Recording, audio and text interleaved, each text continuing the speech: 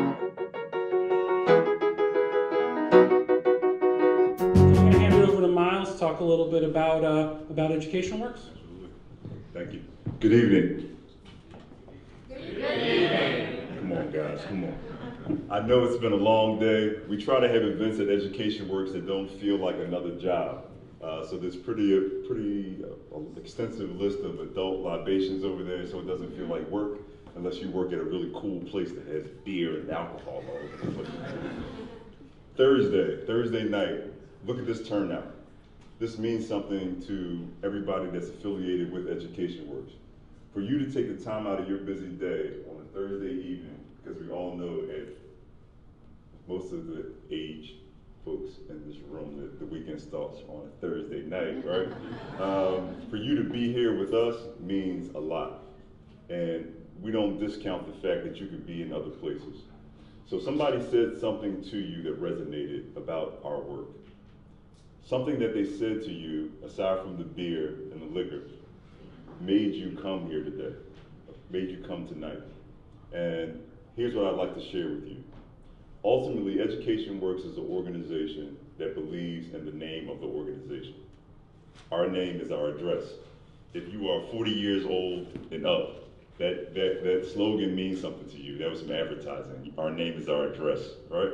What was that? Robbins 8th and Walnut? Yeah, I'm showing my age. Listen, so, all that said, our name means everything to us. EducationWorks. Regardless of zip code, regardless of background or where you're from, education has always been viewed as the great equalizer on our planet. There are individuals in our world that come from absolutely nothing, and they've leveraged education to get them through and to find a better place. The deeper conversation is, what are you being educated on? What's being said to you? What are you being taught? So in EducationWorks, we're having a deeper conversation than just what's found in text. We believe in honest conversation and honest exchanges. What's good for an individual that lives in the main line, frankly, is good for a kid in Southwest Philadelphia. So one of the things that we believe in is the Robin Hood theory. We steal, we take. If they have it in the main line and out of school time and after school, well, damn it, those kids in Southwest Philadelphia, North Central, South Philadelphia, West Oak Lane, they deserve it too. So we've done things like take entrepreneurialism programming that you'll find in private institutions, and we've taken it into regular public district schools. And I'll give you a concrete example. My daughter has I don't even want to call it privilege, but she went to a local private school. And in that private school, they had an entrepreneurialism program. The entrepreneurialism program is embedded inside the curriculum at her school. So since 3rd grade, she actually engaged Fortune 100 CEOs on her idea. She learned how to identify a deficiency, create something that addressed the deficiency, and then pitch it. So at 3rd and 4th grade, she worked with other peers and they put a deck together and they pitched. CEOs gave them feedback. That's at 3rd and 4th grade. Incredible, right? Meanwhile, a mile and a half away from that school, there's my alma mater. And guess what they get? A safe place to be.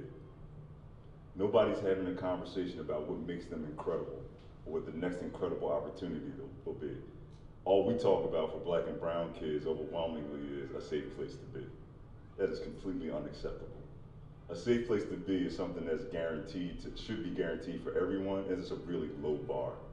Let's take that conversation, advance it 10 years, when it's time to go after a career or a job. What kid is going to be more prepared in the interview? The kid who the adults in their life said, I'm gonna give you a safe place to be, or the kid who stood in front of a Fortune 500, Fortune 100 CEO and talked about entrepreneurialism their entire education career? Who wins, right? That's the spirit of EducationWorks. So we're the largest out-of-school time provider in the city of Philadelphia. We're in over 20 schools from 3 to 6 p.m., kindergarten to 12th grade. And the spirit in which we attack that work is just what you heard. We don't talk about safe places to be. We've said it very publicly. We take great exception to that very low bar.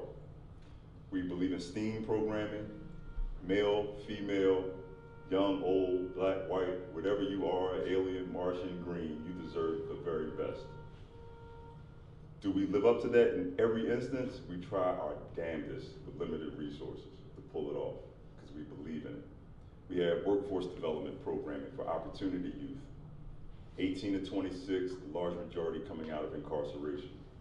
A misstep or 2 or 3 or 4 should not be a death sentence. You should still have the opportunity to have access to education. That education leads you to a career. We have the ELECT program for pregnant and parenting teens. Maybe you shouldn't have a kid at 15, but if you do, it shouldn't be the end. You should have those resources available to you that make you the best damn parent you could possibly be. All the while, you should be on track to graduate so that you and your young child have the opportunity to be incredible and live an incredible life. That in a nutshell is EducationWorks. If you visit our website, educationworks.org, I think we have done an incredible job at speaking to the work. We talk about our work in verticals, AKA buckets of work. We like the term vertical because all you can see is things shooting up, right? So we talk about being engaged, we talk about re-engaging, and we also believe in research and development. So for all you private sector folks that talk fancy, we apply some of those same methodologies to our work, right? So we actually do research and development. What works inside of our enterprise? If it works and it shows evidence, we try to put a multiplier on it. How do we do it over and over again? How do we create programs with that as the foundation?